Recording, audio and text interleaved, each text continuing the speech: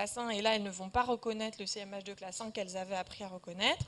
Lors d'une réponse antitumorale, comme je vous l'ai dit, donc il y a une diminution d'expression de ces molécules du CMH de classe 1 sur les cellules tumorales, et puis lors des réponses antivirales, puisque certains virus mettent en place ces phénomènes de diminution d'expression des classes 1 afin d'échapper au TCD8, mais ça ne leur permettra pas d'échapper au NK. Donc voilà, donc ces différentes situations, les cellules tumorales, les cellules infectées et les cellules allogéniques, ça peut être donc lors d'un greffon, également lors de la situation de la grossesse. Alors, la spécificité des récepteurs NK. Donc c'est là qu'on va rentrer dans le vif du sujet. Donc il y a des récepteurs spécifiques du CMH de classe 1 et il y a des récepteurs qui sont non spécifiques du CMH de classe 1, donc qui reconnaissent d'autres choses. Ce qui est un petit peu compliqué à comprendre, c'est que dans chaque famille, en fait, il va y avoir des récepteurs inhibiteurs et des récepteurs activateurs.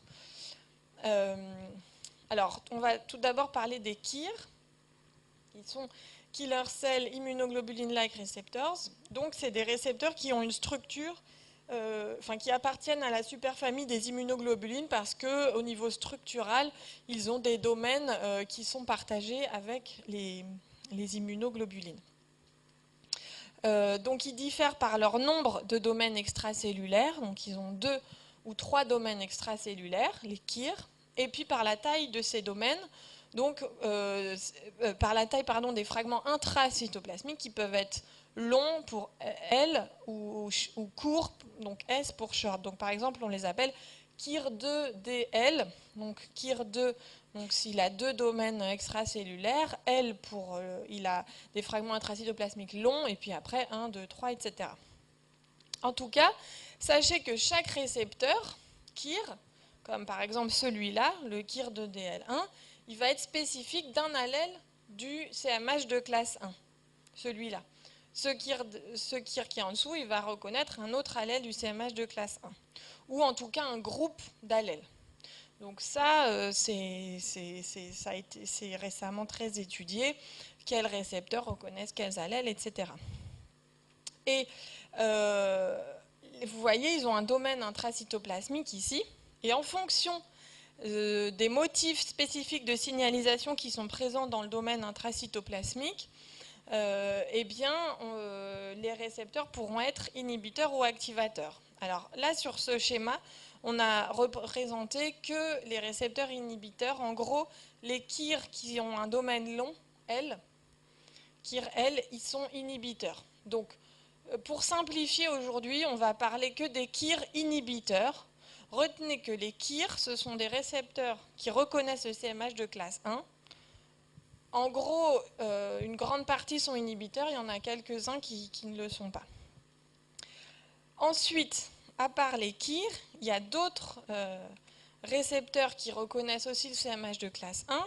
C'est les récepteurs CD94 ou NKG2, A, B, C et E, qui sont inhibiteurs et qui reconnaissent aussi des molécules de classe 1, mais une molécule de classe 1 non classique, notamment le HLA-E. Et le HLA-E, c'est une molécule un petit peu spécifique qui va être exprimée sur la cellule uniquement si les autres molécules classiques, HLA, A, B et C, sont bien exprimées. Donc c'est un petit peu un niveau de contrôle supplémentaire qui fait que la cellule NK, dès qu'elle va avoir HLA-E, si elle a le NKG2A, eh bien, elle ne va pas s'activer, elle va rester inhibée. Ce sont des récepteurs inhibiteurs.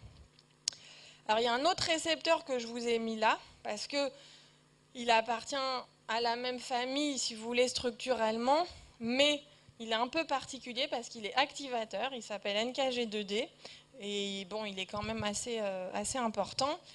Donc, il reconnaît aussi une molécule du CMH de classe 1, mais des molécules très particulières qui ne sont pas du tout classiques et qui sont, là, à la différence, qui vont être exprimées en réponse au stress, notamment un stress infectieux, un stress tumoral. Donc là, complètement à la différence de ce que je viens de vous montrer pour les récepteurs inhibiteurs ici, les KIR ou même les récepteurs ceux-là, le NKG2D, c'est un récepteur activateur. Quand il va avoir son ligand sur une cellule cible, il va activer la NK et il va entraîner la lyse.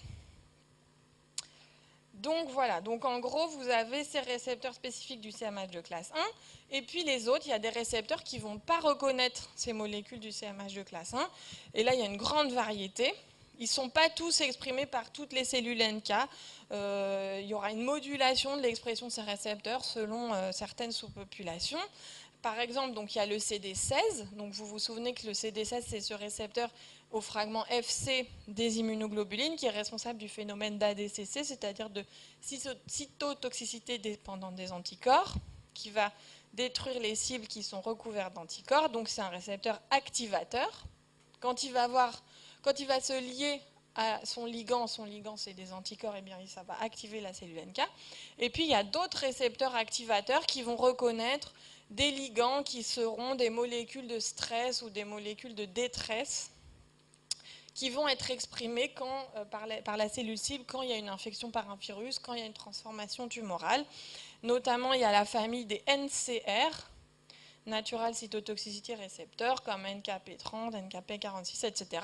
Ne retenez pas les noms, en tout cas retenez qu'il y a ces récepteurs qui sont donc activateurs et qui ne reconnaissent pas ces molécules du CMH de classe 1. Donc en gros, si on reprend la spécificité des récepteurs NK, il y a ceux qui sont spécifiques du CMH de classe 1 avec, disons que le message un peu grossier, c'est que les KIR, la plupart sont inhibiteurs et donc ils reconnaissent le classe 1, s'il est bien exprimé, ça inhibe la cellule NK. Sachez qu'il y a quand même des KIR qui sont activateurs. Il y a la famille CD94, NKG2, ABCE qui sont inhibiteurs et qui reconnaissent une molécule de CMH de classe 1 non classique qui est le HLA-E et qui a un niveau de contrôle supplémentaire quand les autres molécules de classe 1 sont bien exprimées.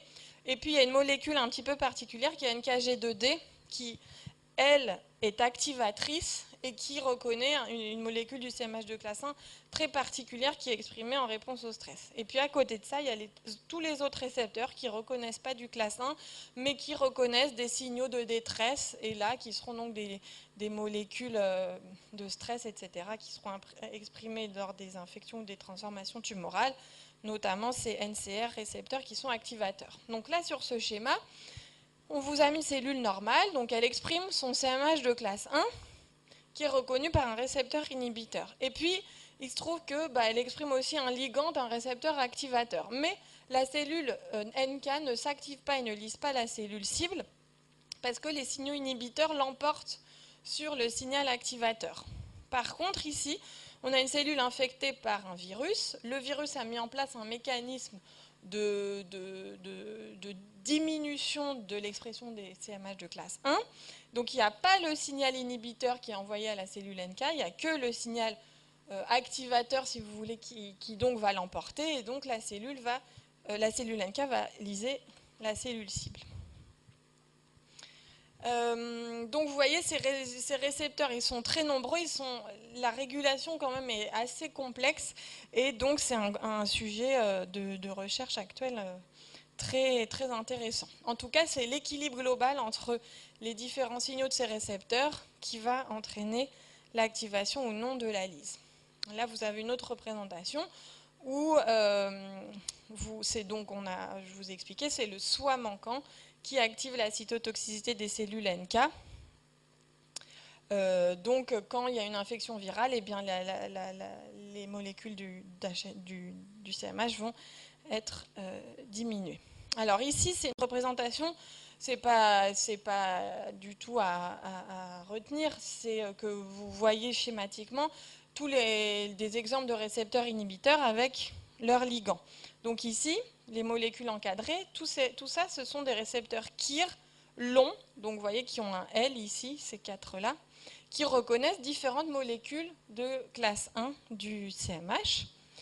Et puis ici, vous avez le fameux récepteur dont je vous ai parlé, NKG2AB, qui est aussi un récepteur inhibiteur et qui reconnaît le HLA-E. Ce que vous pouvez retenir, c'est que ces récepteurs inhibiteurs, ils ont des motifs qu'on appelle motifs ITIM. Vous avez sans doute entendu parler des motifs ITAM, qui sont très importants dans la signalisation intracellulaire. Et bien là, c'est des motifs ITIM qui donnent donc un signal inhibiteur à la cellule. Donc c'est comme ça que la cellule NK va rester inhibée quand le signal est transmis par ces motifs ITIM.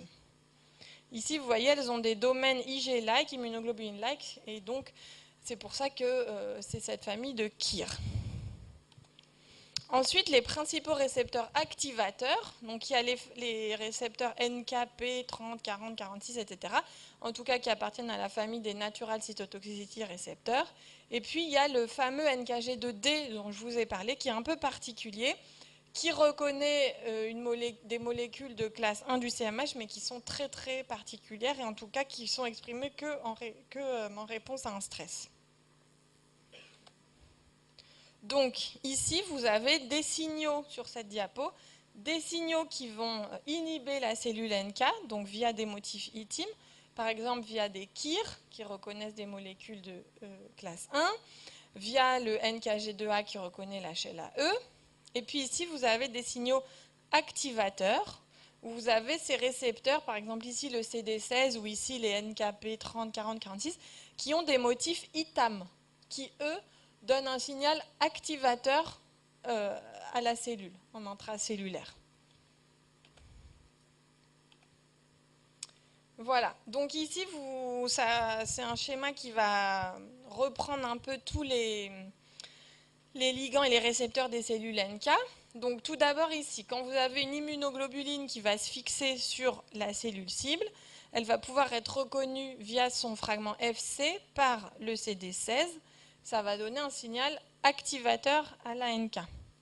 Après, vous avez le NKG2D, dont je vous ai parlé, qui est un peu particulier, qui reconnaît des molécules qui s'appellent MIC-A, MIC-B, qui sont des molécules de classe 1, mais très très particulières, et en tout cas qui sont exprimées en réponse au stress, et donc qui donnent un signal activateur à la NK. Vous avez d'autres ligands des familles de NCR, donc qui sont les NKP30, NKP46, etc., qui eux aussi donnent des signaux donc activateurs. Vous avez les molécules de classe 1 classiques qui vont être reconnues par les KIR, et ça donne un signal inhibiteur. Donc si la cellule exprime ses classes 1 en quantité normale, la NK ne va pas s'activer. Vous avez l'expression du HLA-E qui va être réalisée lorsque les molécules HLA-A, B, C de classe 1 seront bien exprimées par la cellule, qui va elle aussi donc donner un signal inhibiteur via NKG2A ou NKG2B à la cellule NK. Voilà, donc en tout cas, voilà, c'est toujours un équilibre entre la somme de tous ces signaux inhibiteurs et activateurs qui fait que la cellule NK va s'activer ou pas. Vous pouvez peut-être plus retenir ce schéma-là, il est peut-être plus facile que les autres, il résume bien, ouais, peut-être plus que celui-là il résume bien les différents types de récepteurs. Donc, parce que là, vous voyez, là, on vous a mis exhaustivement tous les récepteurs exprimés par les NK. Donc, si on résume, donc il y a le CD16 qui lie les immunoglobulines au fragment FC, qui est responsable de la DCC. Il y a toute cette famille avec les KIR et les NKG2A, B, C, etc. Donc, ici, qui reconnaissent des classes 1. Il y a les natural cytotoxicité récepteurs, les NCR, avec les NKP 30, 44, etc., qui reconnaissent des ligands spécifiques et qui sont activateurs. Il y a le NKG2D qui est activateur également. Et puis voilà, vous avez le CD56 donc, qui est exprimé par les NK et qui permet de les isoler pendant l'immunophénotypage. Vous avez tout un tas de récepteurs pour cytokines et chimiokines. Et puis, donc, vous avez la production de différentes cytokines, notamment, retenez bien l'interféron gamma, et puis de chimiokines aussi pro-inflammatoires qui vont permettre le recrutement d'autres types cellulaires. Donc, qu'est-ce qu'il faut retenir de ce cours avec toutes ces choses un peu compliquées sur les récepteurs des cellules NK. Donc, retenez leur phénotype, donc, qui sont des lymphocytes non T, non B, et qui expriment le CD16 et le CD56 qui permettent de faire leur immunophénotypage. Que ces cellules, elles ont un rôle majeur dans l'élimination des cellules anormales. Comment elle fonctionne? Eh bien, ce qui est très important, c'est qu'elle fonctionne sans immunisation préalable, au contraire des lymphocytes T et B. Qu'elles ont eu une étape de maturation pour reconnaître les molécules du CMH de classe 1 du soi, et que donc, en l'absence des classes 1 du soi, elles vont tuer, donc c'est tueur par défaut. Leur fonction, c'est la cytotoxicité, qu'elle soit directe ou via le phénomène d'ADCC, la production de cytokines, notamment d'interféron gamma. Et que donc, ce qui est très important, c'est comment elles font la distinction entre les cellules saines et les cellules tumorales ou infectées. Eh bien, elles font cette distinction grâce aux signaux qui vont être transmis d'une part par des récepteurs inhibiteurs qui sont sensibles à l'absence d'expression des CMH de classe 1, et d'autre part par des signaux transmis par des récepteurs activateurs qui sont de nature très diverse, le CD16, le NKG2D, les NCR, qui détectent, eux, la présence de l'expression de molécules de détresse qui seront donc exprimées lorsqu'il y a un stress, une transformation tumorale ou une infection par un virus. Voilà, je vous remercie. Vous pouvez venir me voir si vous avez des questions ou m'envoyer un mail. Merci.